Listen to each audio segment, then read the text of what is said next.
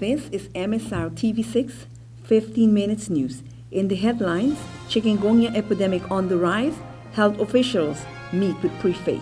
Police officer suspended for alleged impregnating of 13-year-old. French Quarter Sports Stadium repairs in discussion. These stories with much more details coming up right after this.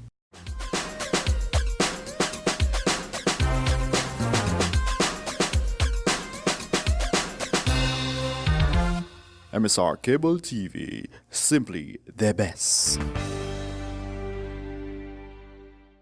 The islands of St. Martin and St. Barts are both in an epidemic phase with the virus chikungunya since it had been introduced on December 6, 2013.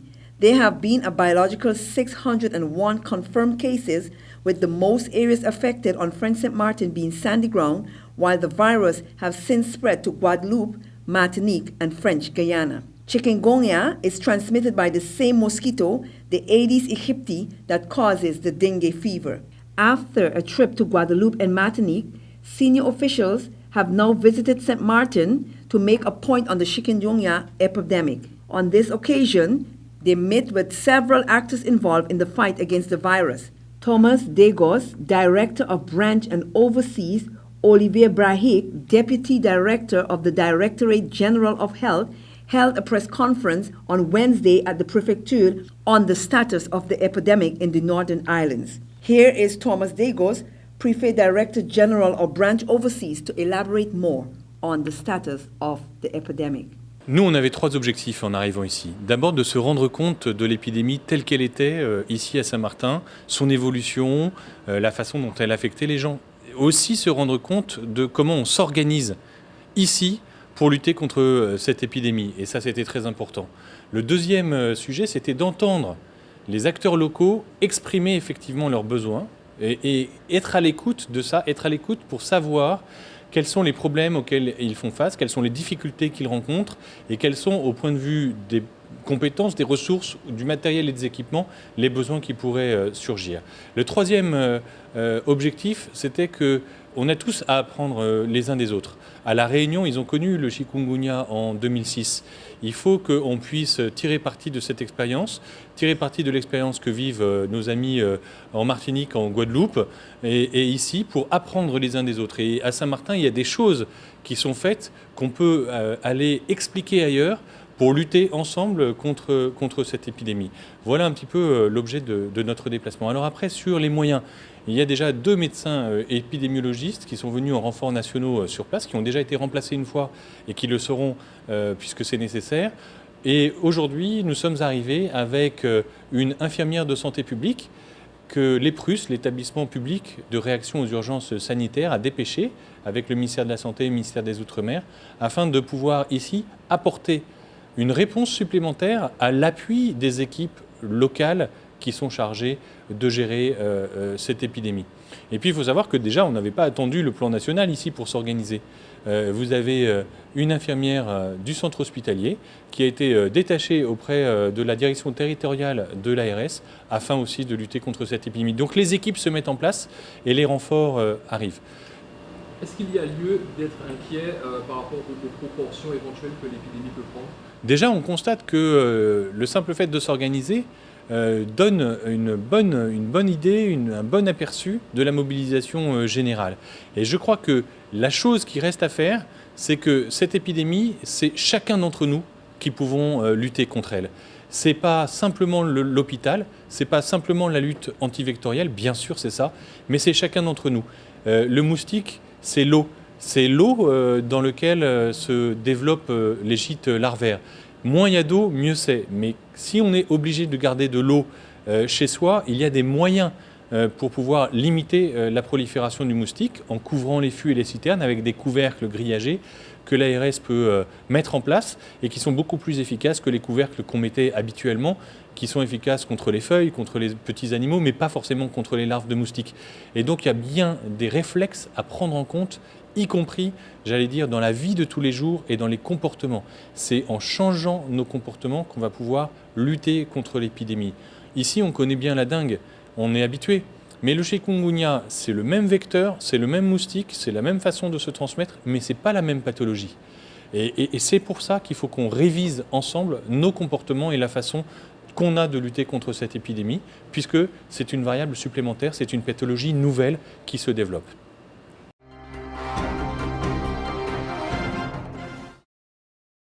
A community police officer, CPO, with initials J. Starcy, was suspended after an allegation was made against him for committing what police spokesperson Inspector Ricardo Henson refers to as an immoral offense. The Police Internal Affairs and Juvenile Department, in collaboration with the Public Prosecutor Office, is presently conducting a criminal investigation against Police Officer Starcy.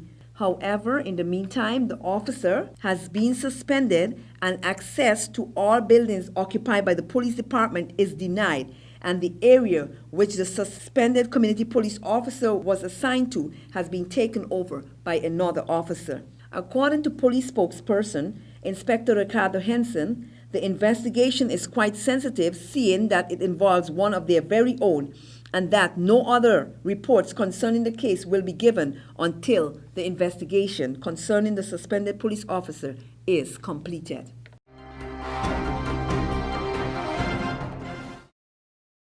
Mr. Max Ogundele, Director of Public Works and Infrastructure, together with his assistant, Director Mrs. Brenda Ellis, and several other delegates, took a trip to the French Quarter Sports Stadium in order to assess the damages to the stadium with intentions to have repairs done in a scheduled time. According to reports, the French Quarter Stadium is under Sensema guarantee. However, representative of Sensema is refusing responsibilities. MSR reporter, after the visit, tried on several occasions to get an interview from Director of Public Works, Mr. Ogundele, concerning the visit to the stadium. However, he constantly refused and said he did not have anything to say concerning their visit in his capacity as director. However, Assistant Director of Public Works, Mrs. Brenda Ellis, talked to MSR reporter. What we are doing here this morning, we are having some difficulties. The field is not working. The lighting system is down. So we are here this morning as a delegation to be able to see all the work that we have to do. And we cannot leave the field without electricity anymore. So our aim today is to put everything on paper and have the field back running. That means to say that the youngsters can play in the night. They can play football in the night, because for over a month or a month and a half now, everything is down. So we have been working on it, but we still have problem. So here we are here with all the technicians, and we are putting together everything. And in the near future, we will put the field back up. We'll repair all the reparation. We'll do over all the lighting system. And we hope by now to the end of the month or in the month of March, everything will be full up to and running. We will be getting all the enterprises to come and see and give us some invoices, and with that, we will have the field running. And I, as a resident of French Quarter, I am here also because I'm a member of the Conseil de Quartier, and I'm not happy also because at 6:30 all the youngsters have to go. And we know that we have a large amount of youngsters what use the field in the night.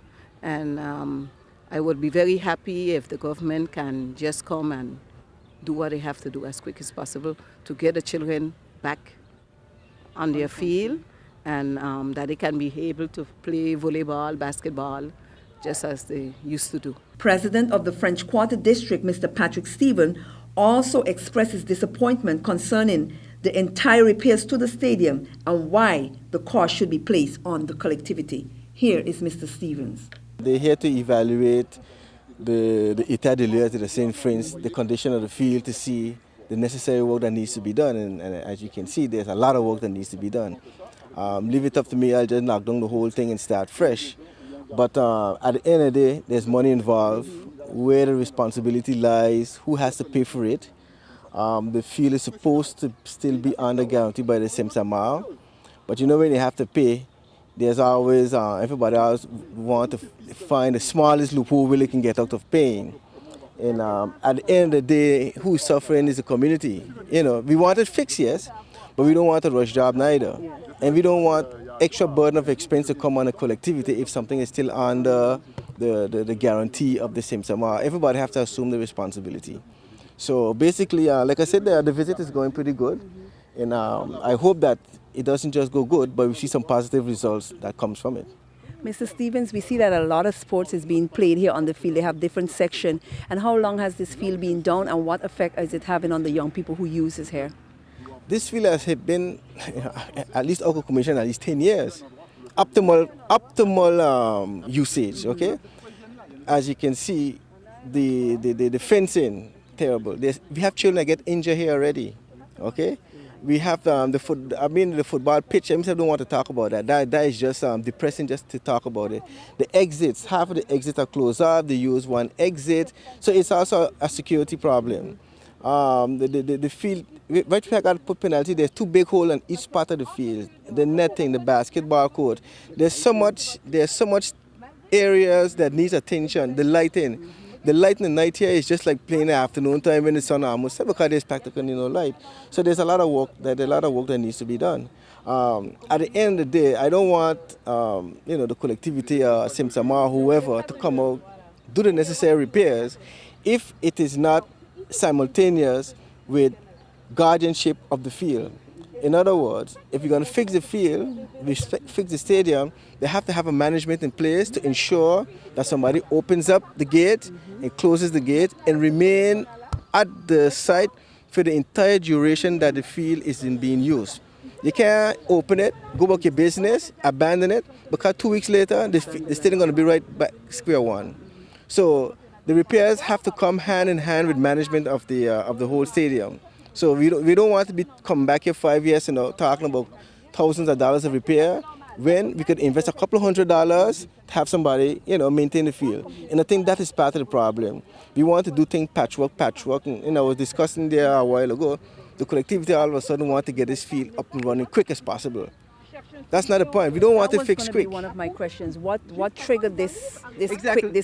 interest right now? There's a sense of urgency not to get things done right away. I'm not into urgency. I want things done properly. Okay, because if you do things quick, which means it's going to be done wrong. Take your time, do it properly, do it safely, get the proper management in place, and we move along.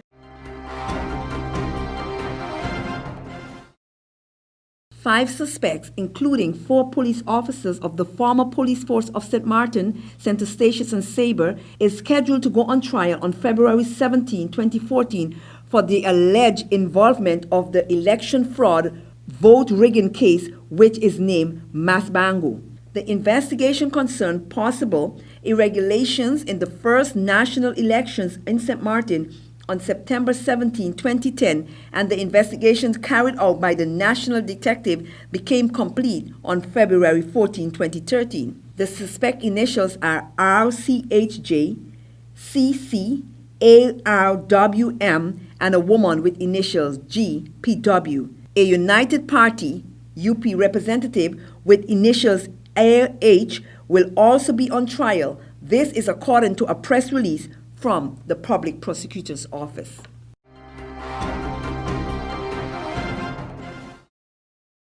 The Prime Minister of St. Martin, the Honorable Sarah Westcott Williams, recently held a dialogue session on the formation of the National Development Plan Steering Committee with the Board of St. Martin Hospitality and Trade Association. The dialogue was attended by Department Head of BAC, Mr. Mark Arnold, and Senior Policy Advisor and NDP Coordinator, Mrs. Okama Ep. Brock. During the meeting, clarity was provided on the process and the terms of reference to the community. The Honorable Prime Minister noted that the government is making all efforts to engage with willing individual, organization, and institution for the collective development of the country, and was pleased that the St. Martin Hotel and Tourism Association provided constructive feedback and is willing to participate in the progress that will provide guidance for a long-term development of our country, the Prime Minister said. This has been MSR TV6 15 Minutes News. We want to thank you for viewing. Until next time.